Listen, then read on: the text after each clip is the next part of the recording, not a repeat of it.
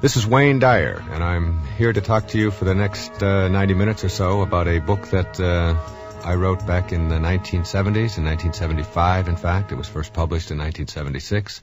It's called Your Erroneous Zones. A lot of people mistook that title. They took it home in brown paper bags all across America, thinking they were getting a sex book, but it is nothing like that. These are far more ticklish zones than those.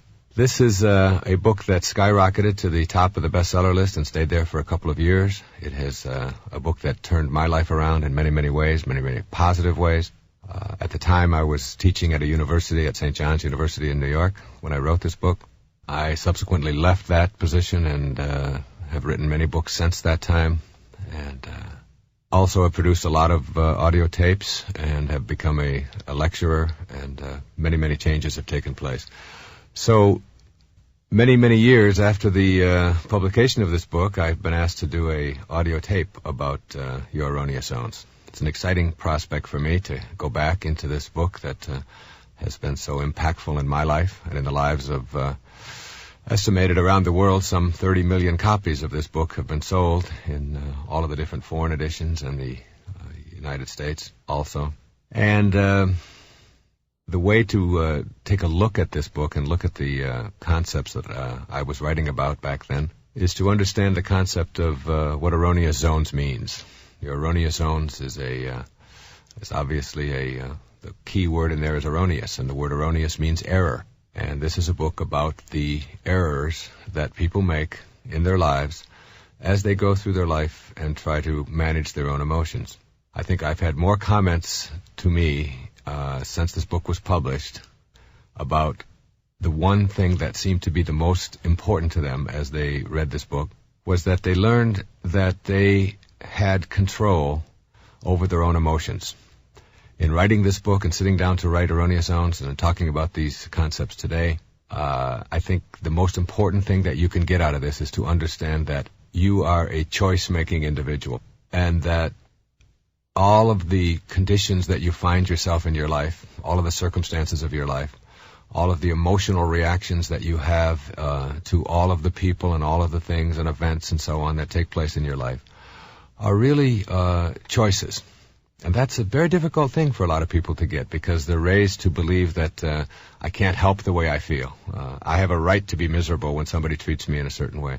I can't help it. I've always been that way. It's just my nature. It's just the kind of person that I am. People use things like I'm Italian, or I'm from New York, or I just grew up in a family that always talked to each other like this, and I can't help myself. And these are the kinds of things that I really wanted to attack and eradicate from your thinking. That is, that you can't help the way that you are. You indeed are the product of all of the choices that you've made up until this moment. And if you do not like what your life is about, I'm always reminded of James Allen in As a Man Thinketh. He said that circumstances do not make a man, they reveal him. And the circumstances of your life truly reveal what kinds of choices that you have made up until now. Which means that in order to rid yourself of erroneous zones, or get past the negativity and the doubt and the judgment and the kinds of emotional reactions that get in your way, you have to put responsibility first and foremost on yourself. You have to rid yourself of the inclination to blame other people for what is wrong with you, to blame your circumstances, to look backwards in your life and look at your family and come up with all kinds of real nice explanations, but they really don't help you to get past these kinds of emotional reactions. So the way I want to go through this on the tape is to kind of wind my way through what I think of as the erroneous zones. The first major erroneous zones is what I call self-doubt. Again, erroneous meaning error, the ways that you process your life. You have one life to live. You have two parts to that life. One part of that life is your physiology, the physical body that you've shown up in, that you find yourself trapped in, that you can never escape while you're here. And you take it with you wherever you go. You can't leave the office in the morning. and go home with a different body. You carry it around with you everywhere you go. And then there's the invisible part of you, the part of you that processes everything that you experience in your life. This is your mind, your consciousness, your soul, or whatever you want to call it. It doesn't matter what you label it.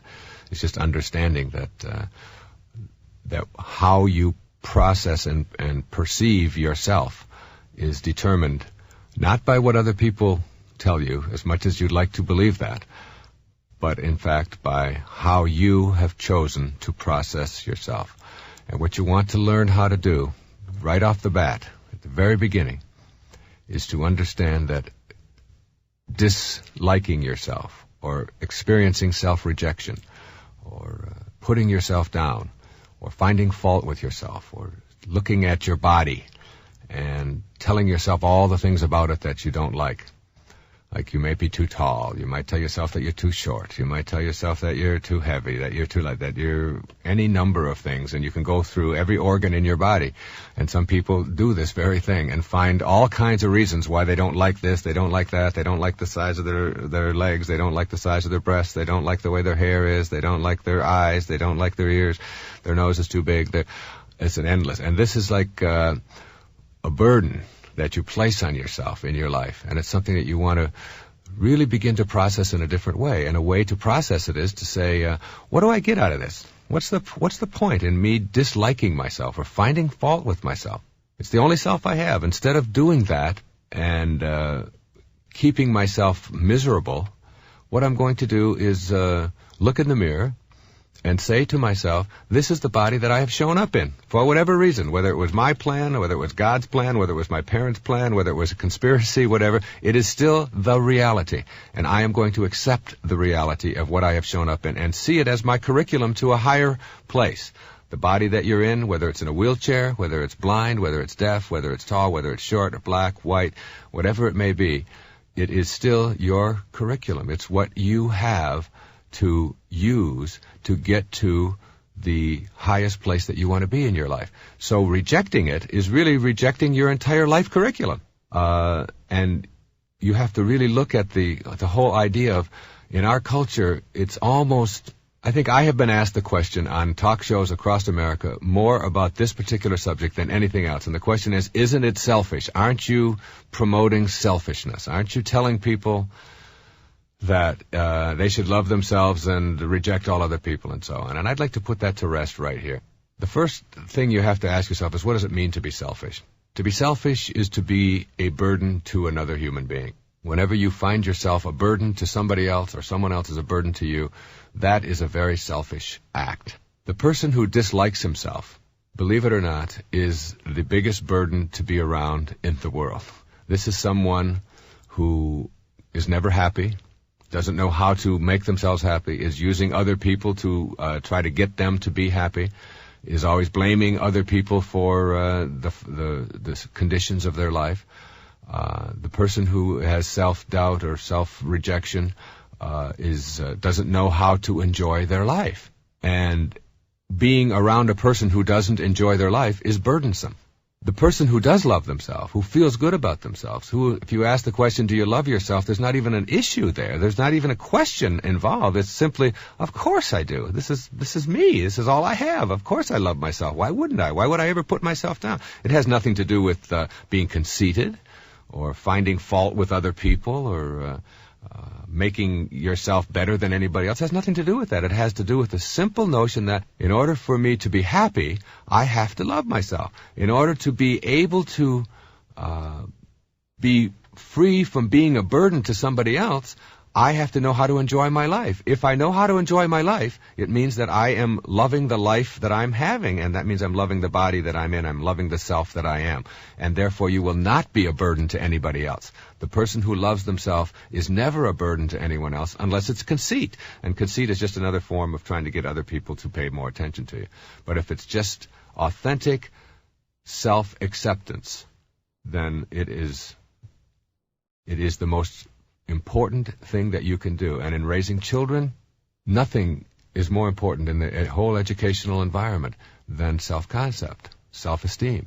This is what we're trying to teach all the time to young people, is feel good about yourself. treat yourself, cherish yourself as a valuable, important, significant, grand, divine creature, as someone who is unique and special in all the world. And feel that way about yourself wherever you go, and carry yourself that way. Because the minute that you start practicing self-rejection, and self-rejection shows its ugly head in a lot of ways. You can reject compliments that are directed at you. Oh, this old thing, I'm really not very smart. I'm just real lucky, I guess. I mean, it's that whole kind of condescending, always putting yourself down. Someone says, gee, you look really nice today. No, I don't really look nice. This is just a facade. This isn't the real me. You can make up excuses for why you look nice. It's my hairdresser. She does it for me. Or it's the wardrobe. Or it's the color that I'm wearing. It isn't really me. You can give credit to other people all the time and not take credit for yourself. Whenever somebody says something to you, you can experience self-rejection by saying things like, well, my husband feels this way, or my mother always said. In other words, putting the emphasis for your life on other people and other events and other things in your life. You can always be verifying your opinions for other people. Like if someone says something to you, your response can be, well, isn't that right, George? George, tell him that this is what I mean. That's a form of self-rejection. You might be in a restaurant and refuse to order something that you want because you don't think that you're worth it. So you look for the cheapest thing on the menu. A very typical kind of self-rejecting kind of attitude. You cannot buy yourself something, even though you might have the money, because you don't think that you're worth it. I've seen many times on airplanes where someone will refuse to have a little glass of wine with their meal because they don't feel that they should spend $3 on themselves. So they put the $3 away and don't feel that they are important enough to have that. You can avoid indulgences and doing nice things for yourself, not because of finances here, but because you just don't feel that it's worth it. You certainly shouldn't have flowers around. I mean, you're not important enough to have flowers. Other people get flowers, but certainly not you. Anyway, these kinds of self-rejection attitudes start out very young in your life, and in fact, you may have been carrying them around for an entire lifetime. It isn't to say that they didn't happen to you and haven't been going on in your life since you were a little boy or a little girl, but the fact is that you have to still understand that life is a choice, and that if you want to improve your self-esteem and you want to improve your life, it starts with saying to yourself, I have been buying into this all of my life. As a little boy or a little girl, it wasn't my mother who did it to me. I believed it. I bought into it. They tried to convince me that I wasn't that important, and I accepted it. And now I'm an adult, and I am still buying into it. I'm still accepting it, and I'm still carrying over all of this leftover baggage from perhaps other people making this effort. So you have to say to yourself, they didn't do it to me. I allowed it to happen, and I am no longer willing to allow myself to be immobilized by the rejection that other people or other events or other institutions or whatever it may be may have attempted to impose on me. So what you want to do at this point is if you can see that there are areas of your life in which you are self-rejecting, and identify them, and make a commitment to changing them, then you can come up with some specific things that you can do about them. And some of those specifics, those strategies, those techniques that you can use to rid yourself of this self-rejection are really quite simple. I mean, you can begin to discipline yourself to select new responses to others' attempts at making you feel good. When someone says to you, gee, you look really nice today, you can practice, instead of that immediate self-rejecting kind of, oh, it really isn't me, or this is my hairdresser, or whatever, you can just, a very simple thank you, or it's nice to know that you appreciate me. Just, even if you don't mean it. I mean, just sometimes you have to fake it, but faking it is all right, as long as you are practicing a kind of, hey, if someone says to me I look nice, or that I smell good, or that I look nice in this outfit, or that I look younger than I am, or whatever, I'm entitled to that. I'm entitled to a compliment. I'm worth that. You can practice saying things like, I love you, and check out when someone says that back to you. How do you react to that? What is your reaction to that? And accept the I love yous and the caresses and the affection that other people are directing at you as something that is directed towards someone who deserves that, rather than always doubting it and saying, oh, I wonder if he really does that, or I wonder if she really means it, or and all of the doubting kind of things. Of course you would love me. Your attitude, your inner conversation goes, of course you would love me. I'm worth being loved. I'm a valuable person. You can practice ordering things that you want in a restaurant. I mean, just for practice. Instead of looking at the price tag, ask yourself, what do I feel like having? And give yourself little rewards. Little rewards are things that you can practice. And the practice gives you a kind of self-discipline of self-acceptance and self-esteem and value. You indulge yourself with something that's really nice just for you. No one else has to know about it. Why? Because you're worth it, because you're important, because you're significant. You've got to look at things like jealousy. Jealousy is really a put-down of yourself, making another person's opinion of you more important than your opinion of yourself. You want to really watch out for that. If you find yourself extremely jealous of somebody else, you can ask yourself, what does it say about myself? As a matter of fact, you can take every single erroneous zone or every single negative behavior in your life and ask the question, when I'm experiencing this emotionally, what does this say about how I feel about myself? Why would I allow myself to go through this kind of agony, this kind of hurt, this kind of pain, and bring it home to I am no longer going to treat myself as a shabby person who isn't entitled to feel good or to feel positive about himself. I'm not going to do that any longer. And when I'm experiencing anger or guilt or worry or fear or any of the kinds of things that I call erroneous zones, you start with, why am I allowing myself to be in this state of immobilization? Don't I think I'm valuable enough to be beyond that? You are entitled to be happy. You are deserving of happiness. And there is no way to happiness. Happiness is the way. It is a way of living. The next erroneous zone that I want to talk about briefly is something that comes right after self-doubt as the most significant and painful of the emotional immobilizations that come from the way we process our life. Approval seeking, looking for your value in the approval of others, making other people's opinions more important than your own opinion of yourself, which is exactly what you do every single time you find yourself upset, immobilized, depressed, out of sorts, even unhappy with the way someone else has treated you or behaved towards you. And if you are experiencing an inner kind of discontent as a result of what somebody else has said or done, what you're really saying in that moment is, what that person thinks of me is more important than what I think of myself. And that's the big shift that you want to make. You want to be able to say to yourself, they have an opinion, and their opinion is something that they're very much entitled to. Even their opinion about me is something that they're entitled to. But it doesn't say who I am, and it doesn't validate who I am.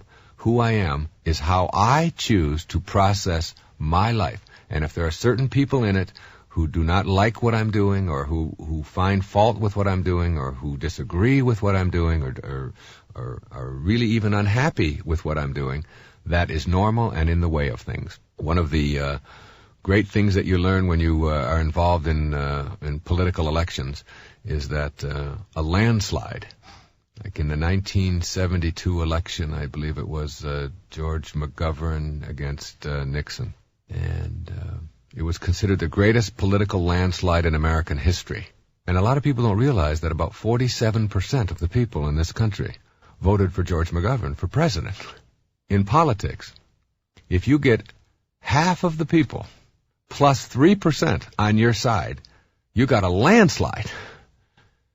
So why would you expect everyone that's out there in the world to agree with and understand and behave in ways towards you that are commensurate with what you believe about yourself? If you get half the people plus a couple in any given day, to agree with you and to like you and to approve of you, you got a landslide going. You're doing terrific. So when you start learning how to eradicate this approval-seeking disease, the first thing that you do is say that I do not expect people to approve of me. I do not expect them to agree with me. Now, you've been raised on approval-seeking. You've been raised by going through your schools to please the teacher. Your parents very early taught you that getting my approval is more important than anything else. Do what you are told. And yet one of the things we've learned is that children who are raised on blind obedience have higher degrees of prejudice and an inability to make decisions for themselves than any other group.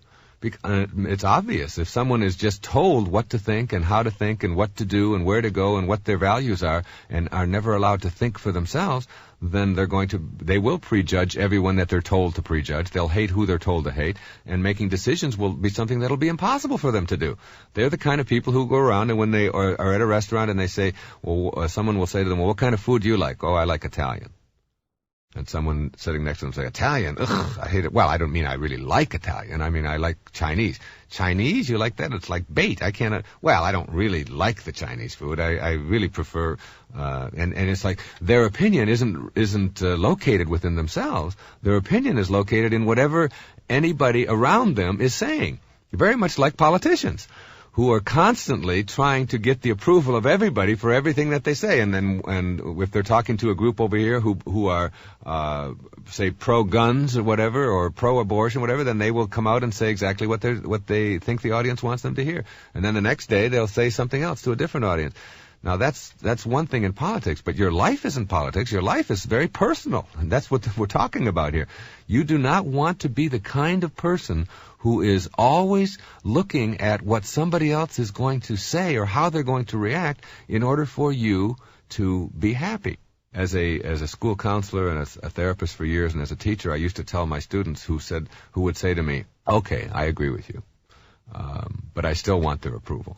I would always say to them, look, I want approval too.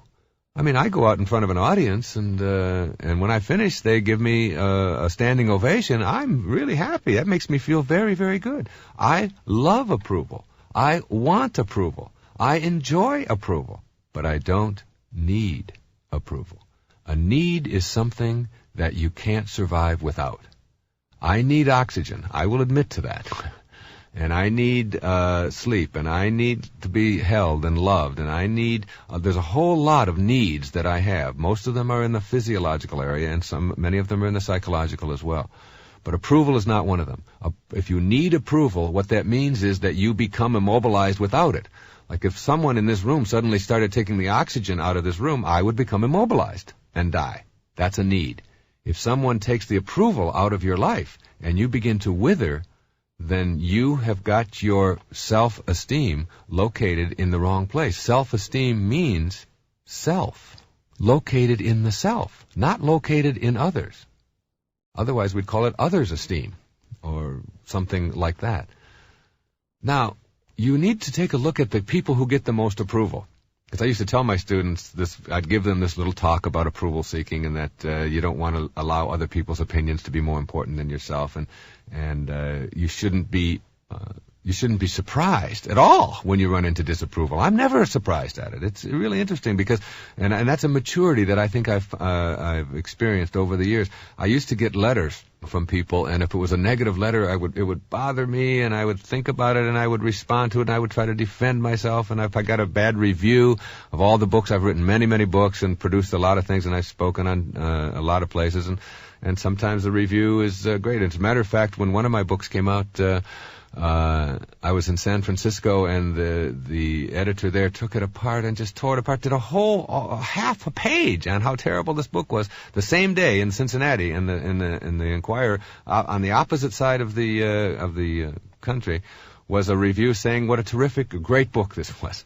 And which one am I going to respond to? Which one do I choose? When someone sends me a really negative letter about something that I've done, I usually send them back 3 or 4 positive letters, and then I'll send them theirs. I'll say, now, if you were me, which one would you pay attention to? And what I've learned is that I've gotten to a point now where the negativity is just something that I expect. I'm not at all surprised by it. I know when I speak to an audience of several thousand people that there's going to be some who are not going to agree with and like what I'm saying, very much like what I'm saying right here in this tape right now. There will be people who will listen to this and they will find fault with it, and that's fine. And what I tell them is go out and produce your own tape and to go out and market it and sell it and see how you do with it. That's fine. There's room. This is a free world, and you've got the opportunity to do that very thing. What I don't do any longer with even the negative reviews is get myself immobilized or depressed by it. I accept that I am going to run into disapproval on a regular part of my life. And I've accepted that the people who love me the most are going to give me the most disapproval. Your parents, your brothers and sisters, your husband, your wife, your siblings, which is the same as your brothers and sisters, isn't it? Your coworker, people who care about you are going to sometimes disapprove, and sometimes they're not going to disapprove. My wife and I don't agree on about 50% of the things that we do in our lives. She has a certain way of running things. I have a certain way of running things. But I don't let her disapproval immobilize me, and she doesn't let my disapproval immobilize her. We have gotten to the point where we understand that we are different, that she's unique and that I'm unique, and that we're entitled to that. And instead of making that a place of contention, we've gotten to a point in our lives where conflict and confrontation are not things that we want for ourselves any longer. That we don't want to have that experience on a regular basis of always being upset and angry and hurt over all of the kinds of little things that tend to really ruin relationships. So rather than have that conflict and that confrontation and that pain and the anguish and all of that goes with that, what you do is you shift that and you say, you don't agree with me and I understand that, and that's fine. And if I don't need to have her agree with me, if I don't need her approval, if I want it but I don't get it, that's fine. But if I need it and don't get it, then I'm going to get angry and I'm going to blow up and I'm going to have this. So it's like I instead of expecting approval for everything that I say and do everywhere in the world, including with my children and with my brothers and sisters and all of the people in my life, instead of that, I expect some disapproval. As a matter of fact, I expect it about half of the time. And when I get it, I'm not surprised. And when I'm not surprised, I don't get myself worked up. When I don't get worked up, I have become emotionally mature then. I have been able to handle the kinds of things that come my way in the area of disapproval. And you're going to run into it a lot in your life. And one of the things that you might do is tell yourself over and over and over again, well, I've always been this way. I grew up on needing approval, and as a little boy or a little girl, I was always this way, and I'm still that way today. And that's something you want to eradicate from your life and begin to and understand that this is not something that is imposed upon you. It is not natural. It's not human nature to be an approval seeker. It is not only human. It is only neurotic to be doing that. And you have the choice. Always, I will say over and over and over again as you listen to this tape, you have the choice. When someone says something to you that you dislike, when someone behaves in a way towards you that you find offensive, you have the choice in how you're going to process that. You are a processor of life. You must not turn the controls of your life over to somebody else in the form of approval seeking and telling yourself that you have to have it. Now remind yourself, being approved of is wonderful. We all like it. It's terrific. Applause is great. But it is not something I need, and I expect the opposite quite often. And when I do expect it, then I'm not surprised by it. And I'm not looking for any landslide. And even if I want a landslide, I'm still only going to get 53 or 54% of the people to approve of me. And the other 47 or 46% are not going to. And that is just the way things are. And the person who is free from erroneous zones is someone who knows how to accept things as they are. The next, what I call erroneous zone, or error in thinking or in processing your life, is being attached to the past. You must learn how to free yourself from the past. Now, I'm not saying that you should ignore all your traditions and you should ignore your past. I'm saying that being trapped by it today on what you think is something that you had to have in the past and no longer works for you is something that you can get rid of. Again, this is a way of processing. This is a way of thinking. It is thought that we're working on here. It isn't a list of techniques to go out and practice doing these things. It is new ways of thinking, new ways of processing, because your life is really how you think about it. As you think, so shall you be, are the most important words, I think, in ever written. 7 simple words. As you think, so shall you be. Your thoughts are what create your life. One of the traps that really immobilizes people is what I call the I'ms, attaching themselves to the past with these self-definitions, these labels that we place on ourselves, and we begin to believe the label. The great Danish theologian Søren Kierkegaard once said that once you label me, you negate me. And you have to remember that a label is always something once removed from the actual process. Like you can't drink the word water, and you can't get wet from the formula H2O. And there's 1,110 different names for water on our planet. Some call it aqua, some call it op. In Farsi, it's called op. And there's Wasser, and you name it, in 1,110 different dialects and so on. There's all these words. And yet that label is not what it is. The only way you can know water is to experience it, to get in it, to drink it, to be involved in it. And there's the experience of it. And the same thing is true with these I'ms. When you put a label on yourself like I'm no good at math, or I'm lousy at spelling, or I'm deficient at languages or whatever. You've just put, I'm a slow learner. You've put a label on yourself. Now that isn't who you are. Who you are is how you think. What you think about is what expands in the world. And you are what you think about all day long. It is your thoughts that create your very life.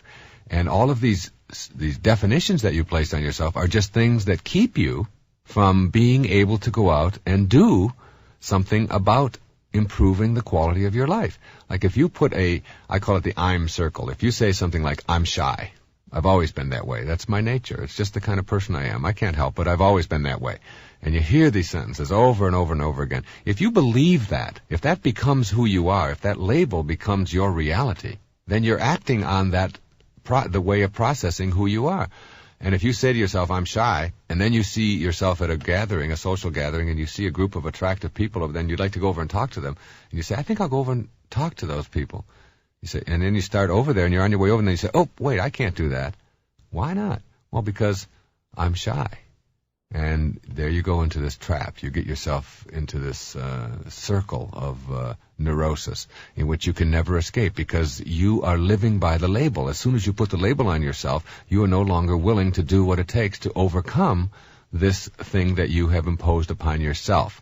You're not born with shy genes. It isn't something that anybody imposes on you or injects you with. It is a choice. You may not know any other choice, but it is still something that you have elected to do. And until you rid yourself of the label that you may have been carrying around all of your life, and then we begin to practice new ways of being. And what you do is instead of saying, I'm shy, you say, up until this moment, I've always elected shy behaviors. But today, in this moment, I am going to elect a non-shy behavior. I'm going to try something different. I'm not going to live by the label that I've imposed on myself. And these labels can include things like I'm not good at sports, I'm clumsy, I've never been able to do things. And you see people who say I'm clumsy or I'm not good at sports, and then you say to them, well, come on, let's go out and shoot some baskets. They say, oh, that'd be great. And then halfway out they say, oh, no, I can't do that. And well, why not? Well, I'm just no good at that sort of thing. And as if you get good at that by putting a label on yourself and then sitting on the couch and becoming a couch potato. You get good at anything by ridding yourself first of the label and processing yourself in a new way. And that new way is to say, I can do anything. I can become anything I want. I have always believed that about myself in my life. A lot of people say, well, if you're a writer, you can't be a good speaker because, a writer is someone who is much more introverted and they keep all their things within them. And a speaker is much more extroverted, and those two don't mesh. But I believe you can excel in those areas. I believe you can be a poet, and you can also be an athlete. And you can be very, very good at athletics and enjoy that as a very much a part of your life. And you can also be very gentle, and you can enjoy flowers, and you can enjoy little children, and you can also enjoy a boxing match, and you can enjoy sweating, and you can enjoy putting on a tuxedo. Your life can be whatever you choose it, but you first have to rid yourself of these self-defeating I'ms. I'm shy, I'm clumsy, I'm unattractive, I'm ugly, I'm big-boned. I love that one. I'm not organized. People just say things like this as if this is why their life is in disarray. I'm just disorganized. Like they inherited disorganized genes. Their genes are all over the place. They're genetics. There's some in the living room, some in the bedroom, some are in California, some are in Florida, some are in Germany, and they're just all disorganized. And I'm a disorganized person. As if that isn't a choice. To be disorganized is to say, I make disorganized choices. And you're listening to someone who does that.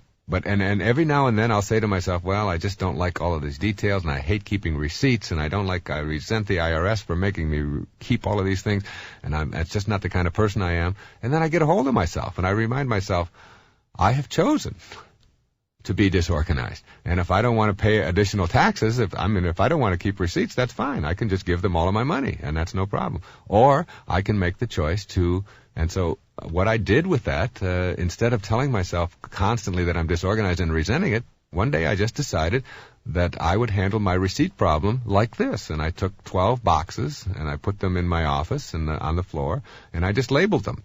Postage, printing, utilities, travel, the 12 or 13 categories or whatever it is. And every time I get a receipt, instead of sticking it in something then at the end of the year resenting having to go through it and all that, I just throw it in one of those little boxes. And then I hired somebody to go through those little boxes and put it all together and take care of it for me.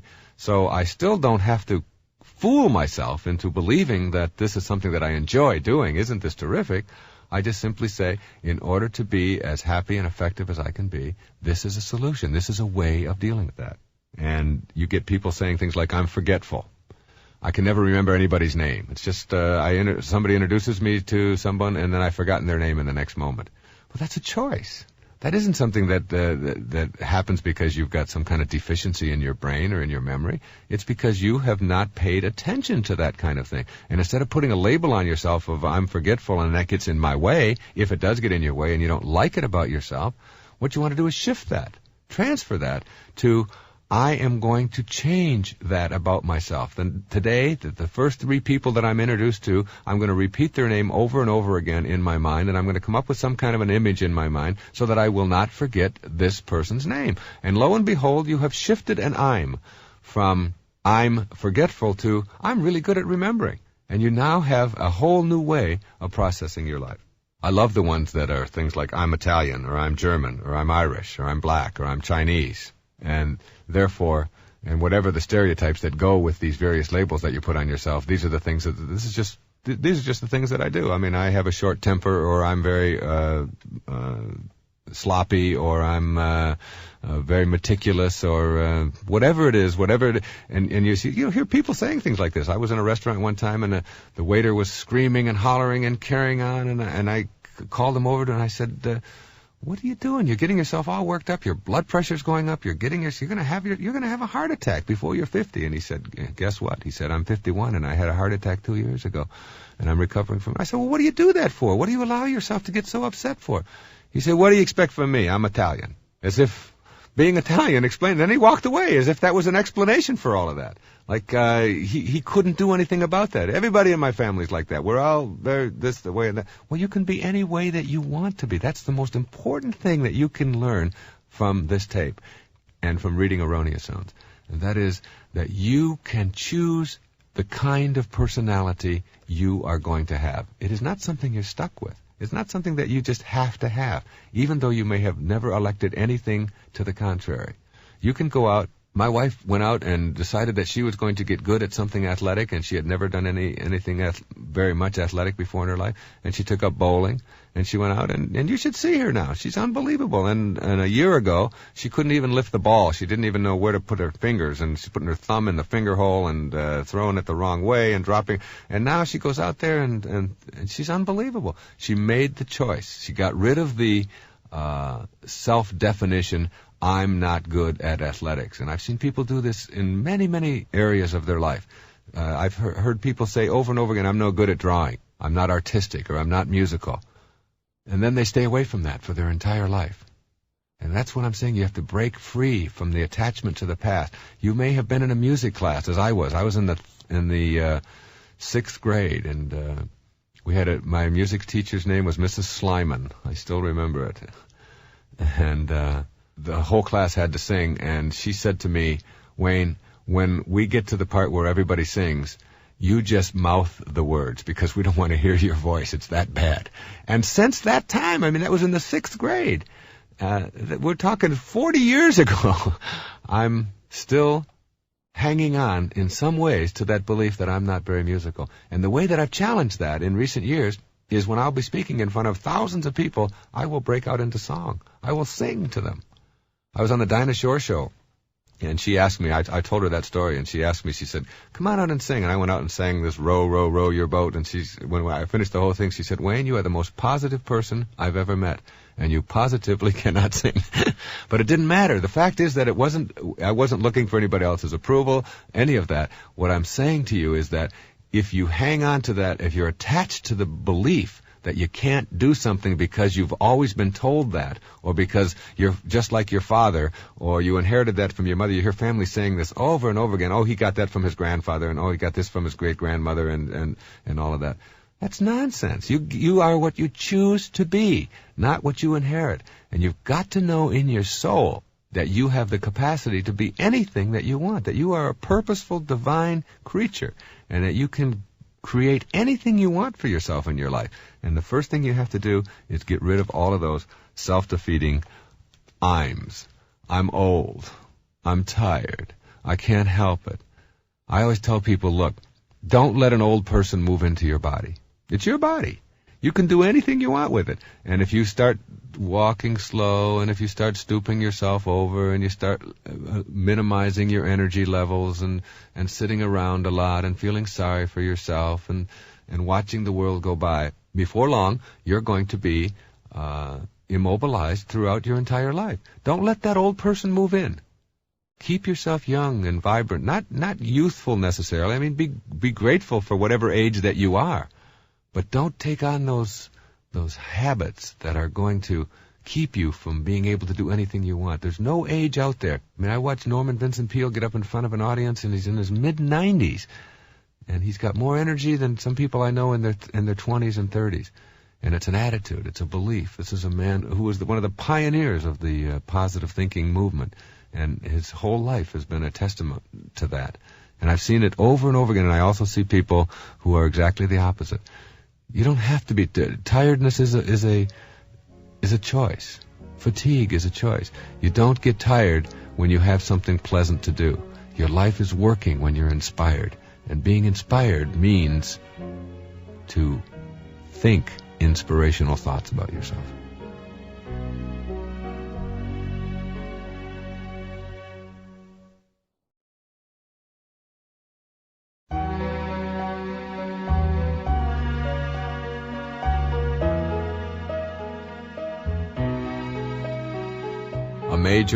Major category of erroneous zones, one that immobilizes people all over the world, is this whole business of guilt and worry. I'm guilty. Let's start with guilt. People use guilt all the time. It's amazing. It doesn't matter where you go. We were in Jamaica just a few weeks ago, my wife and all of the children. We have 7 children. And we were going through the various markets, and there was this older woman there who had one tooth. And she didn't look like she was very healthy, and we walked past her tent and didn't walk in. And the woman said, come into my tent, and we just sort of kept walking because there's 100 tents there. Finally, she started yelling at us, nobody likes me. Nobody wants to come into my tent. You don't like me at all. Nobody likes me. My children don't like me. Nobody. Sure enough, my wife turned around and said, maybe we should go in that tent. Guilt is very effective at getting people to conform and to do what you want them to do. What is guilt? Guilt is the immobilization that comes from living in the past. It is about, you can't be guilty about things that you're going to do. Your guilt is about things in the past. And let's distinguish right here that there's something called learning from the past, which is very valuable and very important, and there's nothing in the world wrong with it. You do something, you behave towards someone in a way that you don't like, you've done something that is inappropriate, you've made a mistake, you've dropped the ball in some way, and what you say to yourself, instead of, oh, I'm so terrible and I'm so awful and I'm just such a bad person, which is instantly putting a label on yourself and immobilizing you and keeping you from growing and learning from it, what you can say instead is, I am going to work even harder in this day at not behaving in those ways. And these are the things that I'm going to do. But most people don't do that. Instead, they accept guilt. And the guilt that they accept is, I am not worthy. And this is the reason that they adopt this kind of a strategy is because they've been taught this since the time that they were little boys and little girls. We get children to do things by making them feel guilty. Oh, all right. You don't have to carry the chairs upstairs. I'll carry them with my bad back. You just sit there and enjoy yourself. Why, I'll carry all of these card table chairs on my back, and it doesn't matter. Don't worry about me. I'm just your mother. And if I fall down, and it's like instantly you're up, and you got this whole vision of her falling down the stairs and card table chairs all over her and so on, and it works. And the schools use it, and the churches use it. They're famous for it, and parents use it, and businesses use it, institutions use it, and you see people susceptible to it all the time. You can get somebody to tip a little more by just giving them a look to make them feel guilty. You can literally make anybody do anything that you want through guilt. And guilt is a trap, and it's a useless emotion, because being immobilized now about something that has already happened is, when you think about it, a pretty silly and wasteful thing to do. The now is here. Everything that happened in your life happened. You can never should have done it. You can never would have done it. You can never could have done it any differently than it happened. And knowing that all of the things that you've done in your life are over, then if they're over in the physical reality, then in your mind is the only place that you have anything left over, since the physical reality is just now. Now is all there is and all there ever is. It's the working unit of your life. So everything that has transpired in the past, since it's over, the only thing that's left over is how you're choosing to process it. If you process it in a way that makes you feel guilty, then that will immobilize you. That will make your life unhappy. That will keep you from being fulfilled in the present moments of your life. So what you want to do, instead of processing events and things that you've done that you've chosen to feel guilty over, is to say, instead I'm going to shift that to, how can I learn from these? What's the lesson in this? What did I have to learn? I have a belief that life gives exams. And if you don't pass the exams, you just keep repeating them over and over and over again. And a lot of people use this guilt trip. Their whole life becomes this enormous trip of guilt. Always feeling bad about what they've done and why they did it, always putting themselves down and finding fault with who they are, always rejecting themselves because they didn't perform to somebody else's expectations, or they didn't do things the way they were supposed to do them, and so on. So guilt plays a big role in people's lives. It plays a role in our culture. We are all very susceptible to it. Okay, I'd like to just review a couple of strategies here for getting rid of guilt. First is to begin to view the past as something that can never be changed. That's very important. It's over. And your feeling guilty isn't going to change the past, nor will it make me a better person. Now, if you were in a society or in a culture in which, by feeling bad about what happened in the past, it would change it, I would be here making a tape in favor of guilt. Like if right now you could feel guilty about the outcome of the Peloponnesian War, and how terrible the outcome was, and how awful the Athenians were treated, and so on. And then if I said to you, well, will that change the outcome of the war? You would say, well, of course not. It's over. Well, this morning is just as over as the Peloponnesian War. And your feeling guilty about what happened this morning is just, in terms of changing what happened, makes just as much sense as feeling guilty about the outcome of the Peloponnesian War. It isn't going to change the outcome at all. So instead of being focused on things that are not going to change the outcome, what you want to do is be focused on, how you can, in fact, change the outcome in the future. And guilt keeps you from changing the outcome in the future. That's what you have to understand about guilt. Guilt, like everything else in your life, transpires now, in this moment. This is when it's happening. And instead of, if you can look at and process it this way and say, instead of feeling guilty in this moment, what could I be doing otherwise? And that's the big payoff for guilt. Guilt keeps you from doing something about it. That's why I call it a useless emotion, because it keeps you hung up on the past in the present, which is all you have. And if you use up your present to be hung up on the past, then you can't use your present to do something constructive now. So it's a very useful technique emotionally for people to employ to keep themselves from taking risks, from trying new things, from moving on in their life. You should ask yourself what you're avoiding in the present. And ask that question. Instead of feeling guilty right now, what could I be doing? And then begin to accept certain things about yourself as who you are. Then if your parents or your boss or your spouse or somebody doesn't like something that you've done or whatever, instead of feeling guilty about it, you say, this is who I am. These are the choices that I make. Yes, I'm a person who dresses this way.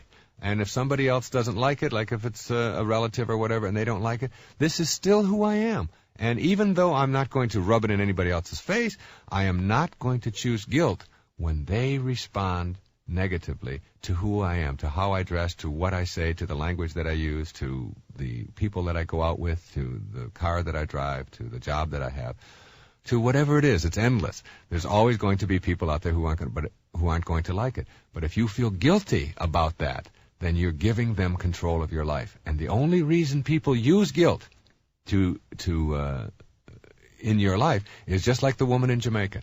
The only reason that she's out there doing that every day, practicing her little routine, is because it gets people into her hut, into her tent. And that's the very same thing. People are trying to get you into their tent. They're trying to get you to live the life that they believe you should be living. And as long as you are willing to do that, then guilt is the thing that'll get them to use.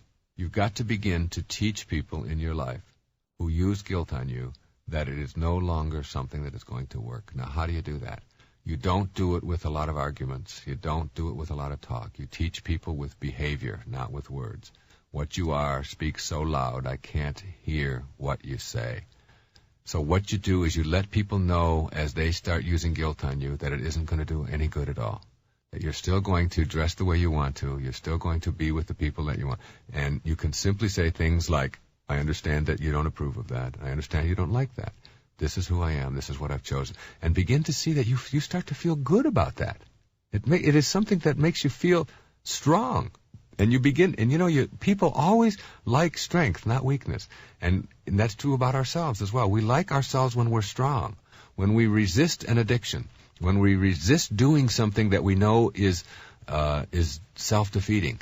When we stand up to someone that is difficult for us to stand up to, even though it may be painful at the moment, we like ourselves better when we do that. And that's what you have to do. You have to teach people who use guilt on you that it no longer applies in your life. Now, the opposite of these useless emotions is worry. And the reason I say opposite is because worry is using up the present moment to be immobilized about something that's going to happen. You don't worry about the past. You feel guilty about the past. Guilt is about the past in the present. Worry is about the future in the present. Remember, everything is experienced now, in the present moment. And again, the payoff for worry is, what could I be doing in this moment if I weren't worrying?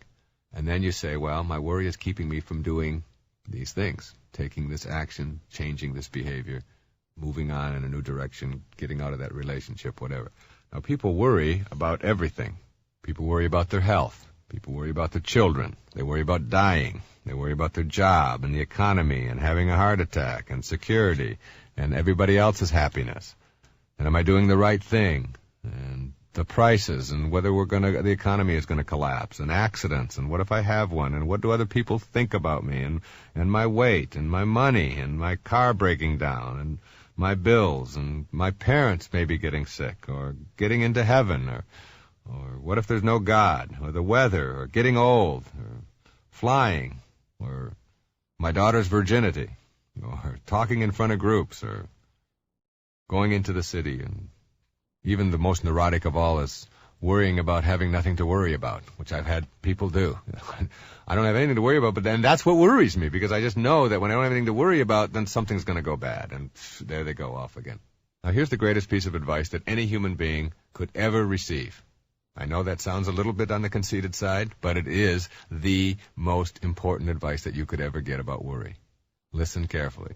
It makes no sense to worry about the things that you have no control over, because if you have no control over them, it makes no sense to worry about them, right? If you have no control over something, getting older or dying or getting into heaven or whatever it may be, then worrying about it isn't going to do you any good. So it makes no sense to worry about the things you have no control over, because if you have no control over them, it makes no sense to worry about them. And it makes no sense to worry about the things that you do have control over, because if you've got control over them, it makes no sense to worry about them. And there goes everything you could ever worry about in your life. If you don't have control, you relax and you flow and you let it go. You just let it go. Worrying about something you have no control over makes absolutely no sense. And if you do have control over it, then take control. Whatever it is that you want to do, if you're afraid of flying in an airplane, you have control over that. There are trains available, there are cars available, there are courses and ways to go about learning how to eliminate your fear of flying, and so on. So you can either do something about it, or you can choose not to do something about it. And either way, it isn't going to make any difference in your life if you choose to worry. It just doesn't help anything. So once you learn that, you can begin to assess this whole business of why you would choose guilt or worry in your life. And again, you look back over and over and over again at it, and you dissect it, and you tear it all apart, and you go to your analyst, and you spend 1,000 years in therapy, and you find out that everything that you experience in your life, you experience in the present moment, the working unit of your life, and you experience it in the now for a reason. If you choose guilt, or if you choose worry, you cannot be active and creative and fulfilled and changing and doing all kinds of good and exciting things for yourself in your life now if you are occupying your now with worry and guilt. And if you think that worry is something that you just inherited, or it's something that your parents passed on to you, and it's something that you just can't do anything about, begin to practice. Do things like I always tell people, just worry. Just sit there. I used to tell my patients over and over again, just sit there and worry. Show me what you're doing when you're worrying. And you begin to see how silly it is. It's just a mental exercise that is all caught up in this silliness. And all the things that you ever worry about. There's a wonderful old saying that says, I'm an old man and I've had many troubles, most of which have never happened. And the most of which have never happened is all the worries. You get all these worries, and you see them coming at you, and you, oh my goodness, what's going to happen? I'm going to get audited by the IRS. I remember the first time I ever got audited by the IRS, and I talked about it, and I was playing this same silly game, worrying about it and whatever. And then I went through and it was a very pleasant experience. And I actually ended up getting a little bit more money, a little more of a refund. All of this concern, all of this time, all of this energy over something that wasn't, and it's happened to me many times. I've been through that process, and I don't worry about those things anymore. Now I have people in my life who handle those things, and I don't occupy my mind with that. And I do the same thing with my children, and I have 7 beautiful children. And I watch them grow up, and I know that there's all kinds of pitfalls and things out there that can have. But I can't keep my eye on every one of my children all day long when they're in school or when they're in their jobs or when they're in their relationships or whatever. I simply can't do that. So I have the choice. Am I going to sit around all day long and worry about each one of those children and whether or not they're going to be in any danger? Or am I going to just raise them to be as careful and productive as they possibly can and know that I can't do anything about that? And this isn't to say that I'm unconcerned. It is to say that I refuse to use my life filling it up with worry over things that I can't do anything about. I just can't go that way. And you don't have to either. Just like guilt has the notion that there's a difference between guilt and learning from the past. You do something, and instead of feeling guilty about it, you learn from it. Worry is one thing, and preparing yourself for the future is something quite different. But again, preparing yourself or planning for the future is still something that takes place in the now. So what you want to learn to do is to enjoy it in the now, instead of trying to live it 2 months from now or 3 months from now. Enjoy the planning process. If you're going to have a vacation 3 months from now, that's a very enjoyable process. All of that planning and all of the activity that goes into it and all the expectations and then the anticipation of what that's going to be like, that's one of the most joyful things about a vacation. All of that planning part. That isn't worry. Worry is when you are immobilized. The key word to define an erroneous zone is, does it immobilize me in the present? And if the answer is yes, then it's something I want to get rid of. Another erroneous zone that keeps a lot of people immobilized and from moving to higher levels in their life is what I call fear of the unknown, an absence of openness, a prejudice towards never changing, towards staying only with the familiar, towards looking for security as a way of life rather than moving on to new and vital areas to explore. Einstein said the most beautiful thing in all the world is the most mysterious. And yet so many people are afraid to break the barriers of convention and wander into the unknown and try new and exciting things for themselves. They stay only with what they've always known and what they've always done in their life.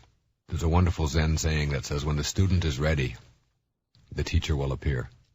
And the teacher can be in any form. The teacher can be another human being. It can be a book. It can be a tape like this.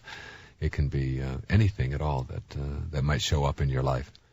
But if you're not ready, if you're still stuck, if you're still afraid to try new things and move into new territory, then then it'll go right past you. I know so many things in my life that showed up in my 20s and my 30s that I wasn't ready for. And they were right there, books that I had on my shelf and I've had there for 20 years, and I never even picked them up. And I picked them up and I said, wow, this is fantastic. I didn't know this guy knew that. And it's a book that's 6,000 years old. It's been there, but I wasn't ready. So you have to develop a readiness. And what you have to do is learn how to get rid of the prejudices in your life. And the word prejudice means to prejudge. And I'm not talking just about what we think of as the typical prejudices, which are racial prejudices and things like that. But I'm talking about the willingness to prejudge life, to tell yourself that this is something that I wouldn't enjoy. This is something I couldn't do. This is an activity that just wouldn't work for me. And then it keeps you from trying all of these new and delicious and exciting new things. What I'm really advocating here is an openness to new experience. The more things that you're capable of doing, the more things that you're willing to do, the happier your life is going to be, the more fulfilled you're going to be, and the more you'll be fulfilling the purpose that you're here for in the first place. The fewer things that you can do, the fewer things that you're willing to try, the more rigid your life is, the less happy and the more immobilized you become. So people who can do a lot of things, who have a lot of options, who when they have a picnic are willing to go out and play a little softball, even if they aren't very good at it. They can even, instead of playing third base, maybe they can be third base. Right? People tag you on their way home. But they're at least willing to get out there and try it and do something, versus the person who sits around and tells themselves that this is just something I can't do. Now, if this doesn't immobilize you and doesn't bother you, then it's not an erroneous zone. But it almost always does. It's a very restrictive kind of thing. So opening yourself up to these, to being able to do and try anything is an exciting way to live your life. There's a thing called security that a lot of people use to keep themselves tied into the known and the familiar. And they really have this belief that there's security, that if you do things a certain way and follow the rules that have been prescribed for you and laid down for you from the time that you were a little child, that you'll have security if you save a certain amount of your money and if you go to work a lot and you do. And the fact is that there is no such thing as security. There's only one kind of security in the world, and that's inner security. Most people are looking for their security in things outside of themselves. They're other-directed rather than inner-directed. The inner-directed person is a person who understands that my secure feelings are just thoughts, and they come from how I feel about myself, and that the physical world doesn't offer any security at all.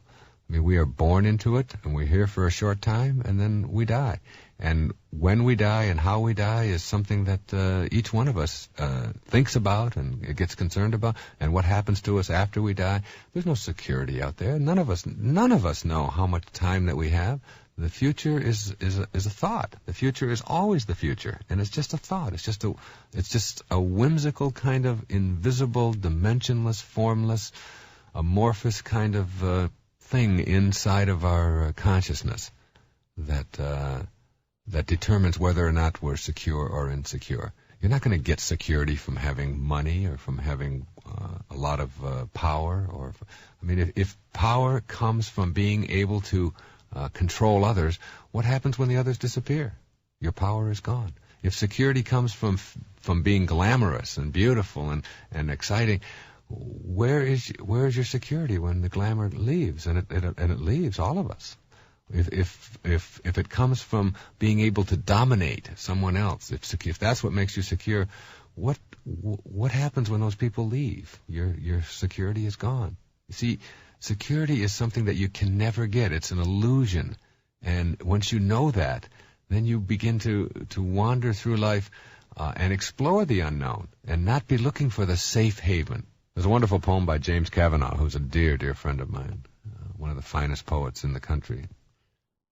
It's called Someday. And he says, someday I'll walk away and be free and leave the sterile ones their secure sterility. I'll leave without a forwarding address and walk across some barren wilderness to drop the world there, then wander free of care like an unemployed atlas. It's a nice image, isn't it? Just to be able to wander. I remember reading one of my favorite books ever by one of my favorite authors, John Steinbeck. And in his mid-60s, he took off across the country with a dog named Charlie. And he wrote a book about it called Travels with Charlie. Just him and his dog. And he just took off and went through all the different byways and little highways of America and wrote his observations on what he was seeing. And almost everyone I ever share that story with or have them read Travels with Charlie, they always come back and say, I'd like to do that. That's really exciting. Yet so many people don't do that. They get hung up on their secure sterility, or they have this whole notion of perfectionism. And Churchill had a wonderful quotation. He said, the maxim that nothing avails but perfection may be spelled paralysis. Because if you believe that things have to be perfect and you have to do things in a certain way and you can't do them any other way, then you become paralyzed. If you believed in imperfection and that it can never be perfect, then you're going to be paralyzed all your life. You want to transcend that. You want to go past that need for perfection and just live. Some of the ways that this fear of the unknown behavior show up in your life might surprise you. It isn't just in your work or the kinds of occupational things that occupy your mind. It's in all areas of your life. You see people who will eat the same kinds of foods and won't ever go to another kind of restaurant, and they'll always have their meat done a certain way, and they will never try. I was shocked at my grandmother, who was in her 90s, and she had never had Chinese food. In her 90s, I couldn't believe that, and I said, "Grandma, you mean to tell me?" Well, she said, "I just never. It always looked kind of funny to me, and I never tried it." And I thought, as much as I loved her, I thought, what a strange thing for her to go through her whole life. She had also never had spaghetti. In 90 years, never ate spaghetti. It was, when you went to my grandmother's house, the food was always cooked in a certain way, and it was fine. It wasn't immobilizing to her, but for me, that would be something that I would feel very limited by. I want to try it all. I want to try kibbeh, and I want to try raw fish, and I want to try Japanese and Chinese food and Lebanese food, and you name it. And it broadens your perspective. It makes your life more exquisite and more beautiful and more loving and more happy. Wearing the same kind of clothes. Some people won't try anything that's just a little bit. That's not me. I can't wear anything that isn't exactly the mode that I've been told that I'm supposed to fit in. And I say to people, give it a try. Wear something that you've never worn before. It's a wonderful feeling to know that you're capable of doing it, even if it isn't. I came home one day with my little children, my 5-year-old, whatever, and I had on a pair of strange madras shorts and a funny little shirt that hung over my back and it didn't button up the way it was supposed to. And I walked in, and my 5-year-old daughter said, "Where did you get those weird clothes?" And I thought, that's kind of nice. She gets to see Daddy do something a little bit different now and then. Some people read the same magazines and the same newspapers for their whole lifetime, and the same political opinions. They hear them over and over endlessly and never think to themselves about maybe reading the opposite point of view. As a matter of fact, they've done studies on this where they'll follow a person's eyes when they're reading an editorial. They'll look, and as they get to the point in the editorial where everything agrees with them, their eyes keep reading. And then they come to a point where right in the middle of the editorial, the experimenters interjected a contrary opinion, and their eyes shifted to another part of the page. It's like a consciousness, a subconscious kind of shifting. I won't let in any opinion that doesn't conform to what I believe, and that's very stereotypical, and it's very prejudiced, and it's very limiting and rigid, and it keeps you from being able to expand in your life. You might see only the same kind of movies all your life. You might live in only the same neighborhood, in the same place, in the same area, and never take a chance. Maybe a job opportunity comes along in another part of the country, or maybe overseas, and instead of saying, yeah, we'll try that. I don't know what's going to happen. I'm not sure, but I'm going to do it anyway. And it's interesting, most people go through their whole lives and don't take these opportunities, and then they get very close to death. Something will happen. They might have a heart attack, or they might have an accident of some kind, and they almost stare death right in the face. And when they come out of those experiences, almost always, they realize that keeping themselves trapped in the known isn't what they want to do any longer, and all of a sudden they're willing to take the risks. And you shouldn't have to wait till some tragedy befalls you, or till you get to a point where you're almost physically incapacitated before you're willing to try these things, before you can get on an airplane and fly off to India and see what that country is like, or take that job in another part of the world, or live temporarily out of a suitcase and a trailer or whatever, or get in your van or your motor vehicle and go across the country and see it, instead of just thinking about it and wishing that you had that opportunity. You have to create those, and when you do create those, you're inspired, and when you're inspired, your life is working in all areas. Your life is working. You can refuse to listen to the ideas. You hear people over and over again who are afraid of the unknown will only invite certain kinds of people to their homes, and they say, no, we don't want to invite them because they don't think like we do. They don't have the same opinion, or they have a different religion. To me, I want a mixture around. I want to see, if get me some people with contrary opinions, whether they're religious or political or controversial or whatever it may be. That's terrific, because the more you shy away from those opinions and those attitudes and those beliefs of other people, the more prejudiced you are. If you don't know and experience what somebody is like from another culture, then you are prejudging them. If you prejudge them, you have a prejudice, and that is very limiting to you. You might be afraid to try new activities as a way of staying with the unknown. You might avoid anyone that you label as deviant. We put these very negative labels on people. They're weirdos, they're kooks, they're commies, they're fags, they're wops, they're hippies, they're kikes, they're niggers, they're gooks, you name it. Some kind of negative epithet, and then the reason that we do that is because we're afraid of the unknown. We don't know who these people are like. We don't know what their lifestyle might be, and instead of being open to it and introducing ourselves to something new and perhaps expanding ourselves, instead we just place these labels on these people and then keep them out of our lives forever. And it's a way of avoiding the unknown. And there's some people who take vacations in the same place every year for 50 years. There's an old saying that some people live 90 years and some people live 1 year 90 times. And what you want to do is not be a person who lives 1 year 90 times. You want to change some of those kinds of things. You want to look at selectively opening yourself up to as many new opportunities as you possibly can. Begin to take risks in your life. Risk-taking is a very important thing, not throwing your body in front of a moving train or anything like that where you jeopardize your health. But a risk might be going on a job interview. It might be confronting somebody. It might be getting in your car and not having a plan, not knowing where you're going. It's like instead of being externally directed, you become internally directed.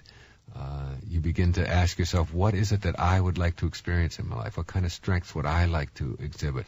And then take those risks and try those new things.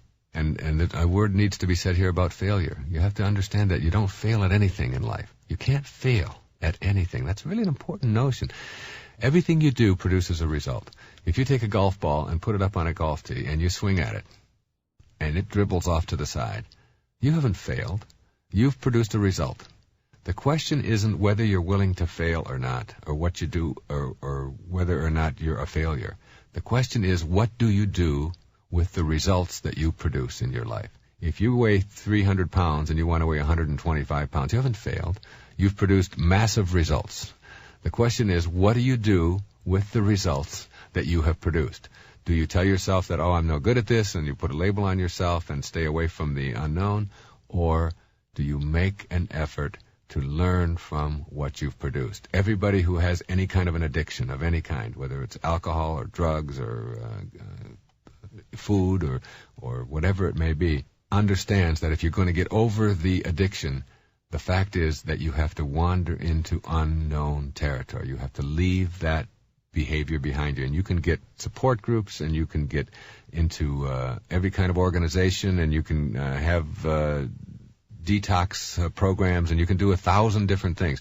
But the bottom line on changing behavior is that you have to make the decision to change it. No one else can do it for you. You have to wander into unknown territory. If you've been drinking every single day of your life for the last 15 years, that is the known, and you perhaps are very much afraid of the unknown. What would it be like to go through a day without having a drink?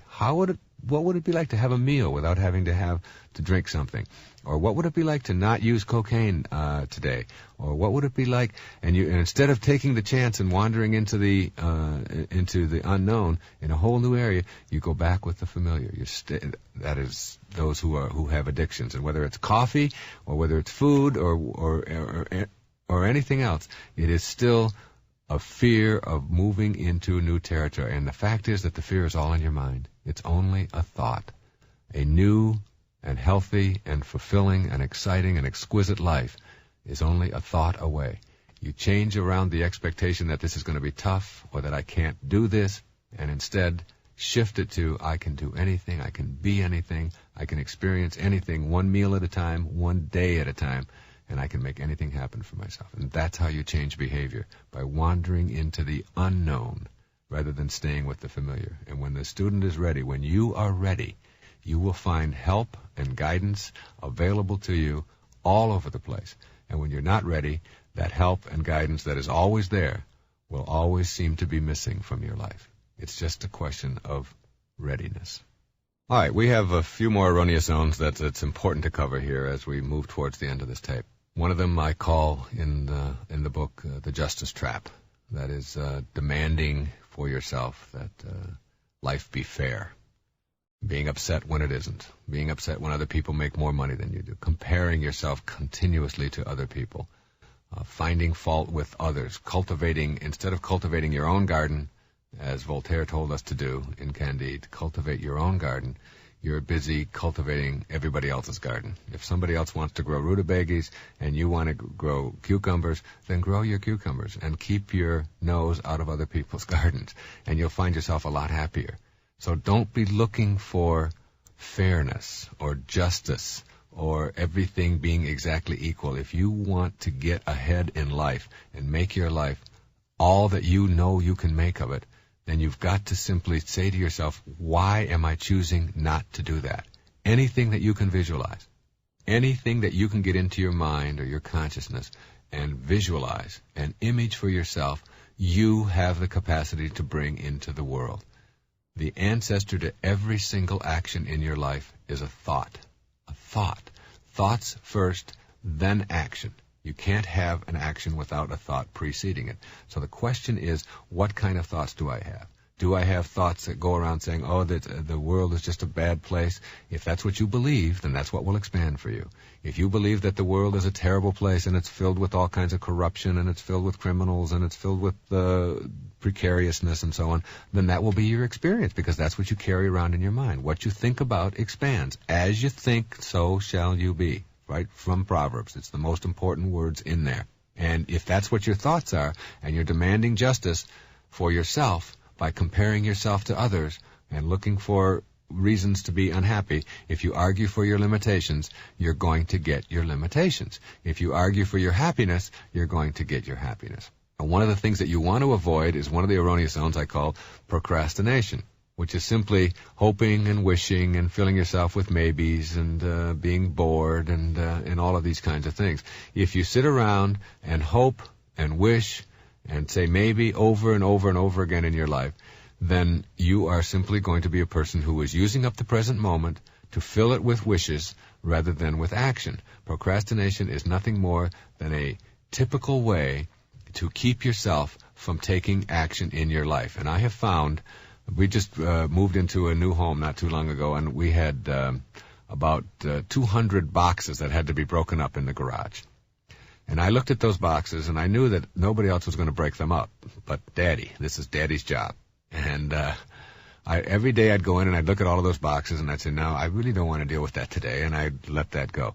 And then came the time when just a few days ago, when I went out there and I said, I'm just going to break up 5. I'll just do 5, and then if I do 5 every day for the next 3 weeks, I'll have them all broken up, and then I'll call the moving, and they'll come and pick them up. Well, that's the key to eliminating procrastination, because as soon as I did 5, I said, well, I can do 5 more. And I came in about an hour and a half later, and I had the entire job done. I have found that to be true with virtually everything in my life. If I can put it off and put it off and put it off, but just do one sentence, and you got your letter written. Just sit down, and instead of telling yourself, I've got to write this long, long letter to my mother and I haven't written in a long time, you don't do that. You say, I think I'll just write one paragraph to her today. And then all of a sudden, the whole thing is done. Just one little action, one little step, and you have the whole thing corrected. In Hamlet, there's a line that says, refrain tonight, and that shall lend a kind of easiness to the next abstinence, and the next more easy. For use almost can change the stamp of nature. That's so beautiful. For use almost can change the stamp of nature. You can change your very nature by just refraining, by just doing something in the moment. So whatever it is right now, as soon as this tape is over, and it'll be over in just a few minutes, as soon as it's over, whatever it is that you've been procrastinating about or thinking about doing but haven't gotten around to do it, just do an opening on it. Just start it. And you'll find that simple little act is what gets you going. And it's always, and where does that come from? It doesn't come from acting. It comes from thinking. Thinking makes it so. So rid your life of hoping and wishing and saying maybe and all of those kinds of things, and instead move beyond that and say, anything I can visualize in my mind, if I can get it there and hold it there, I can act upon it. So I will act upon it in the now, in the working unit of your life, now, today, this moment. Anger is another erroneous zone that is very important to deal with.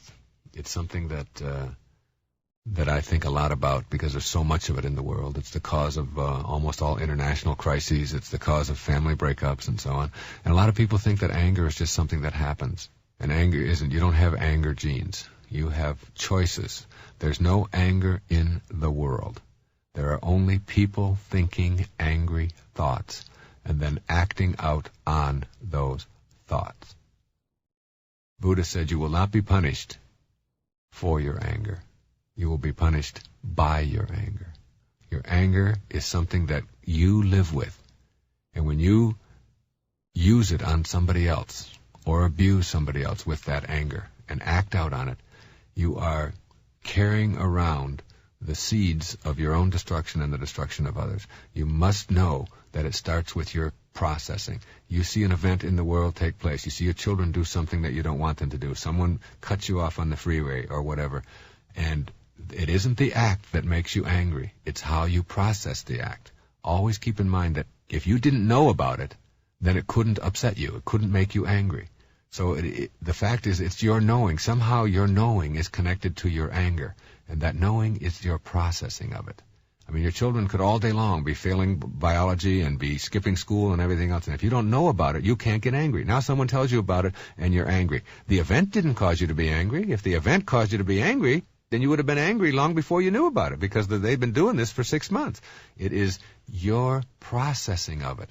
And what you have to do is learn that whatever you're experiencing, whether it's anger or any of the erroneous zones that I've been speaking about in here, guilt and worry and self-rejection and approval-seeking and justice and procrastination, all of these things are to be considered by you as your way of processing your world.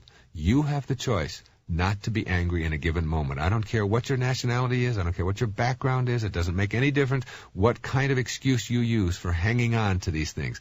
If they are something that is immobilizing you, then you have to leave it. And you leave it by, first of all, changing around your thoughts. The final erroneous zone is growing up. Independence, if you will. Leaving the nest. Getting past that whole business of believing that you have to be in somebody else's life that no longer works for you, that you have to be stuck, being dependent upon someone else. Remember, your children are not your children. They are the products of life's longing for itself. They come through you, not for you.